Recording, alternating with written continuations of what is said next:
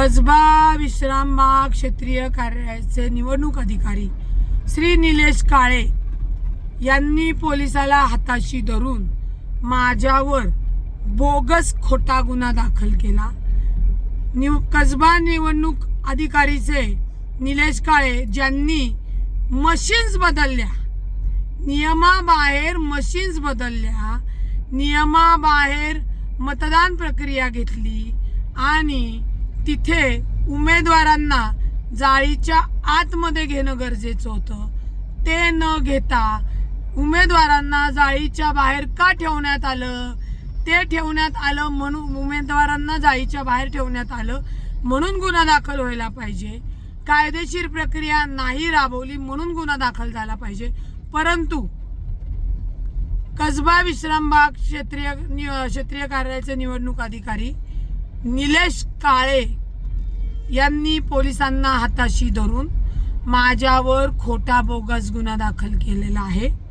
मी त्या गुन्ह्याला, अशा खोट्या बोगस गुन्ह्यांना घाबरत नाही। पोलिसांना विनंती आहे, तुम्ही कधी कायदा सुव्यवस्था राखणार आहात का? खरे गुन्हे तत्परीने दाखल करणार आहात का? आणि ते लवकर केले पाहिजेत। असो, माझ्यावर जरी खोटा गुन्हा दाखल केला असेल तरी या खोट्या गुन्ह्यांना मी भीक घालत नाही। माझा न्यायालयावर पूर्ण विश्वास आहे आणि जो काही हा खोटा गुन्हा दाखल करण्यात आलेला आहे तर लक्षात घ्यावं, मी उमेदवार आहे। माझ्या हक्कापासून, न्यायापासून मला पोलीस किंवा निवडणूक अधिकाऱ्याचे निलेश काळे लांब ठेवू शकत नाही।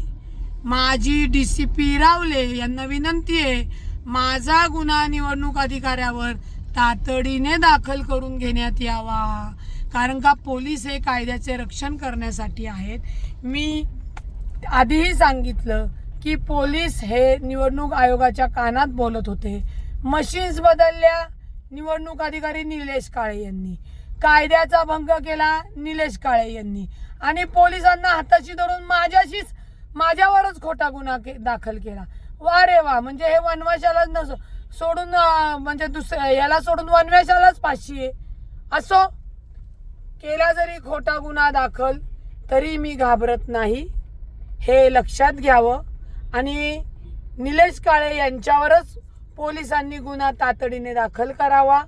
एक, परस्पर EVM मशीन्स बदलल्या, त्याला नियमावली आहे, ते कुठल्याही नियमाचं पालन केलं नाही आणि उमेदवारांना जाळीच्या आतमध्ये घेतलं नाही, कारण का कुठेतरी त्यांना या प्रक्रियेमध्ये भ्रष्टाचार, मशीन्स बदलण्याच्या आणि समोरच्या उमेदवाराला जिंकून देण्याचं त्यांचं षडयंत्र होतं आणि ते त्यांनी केलेलं आहे।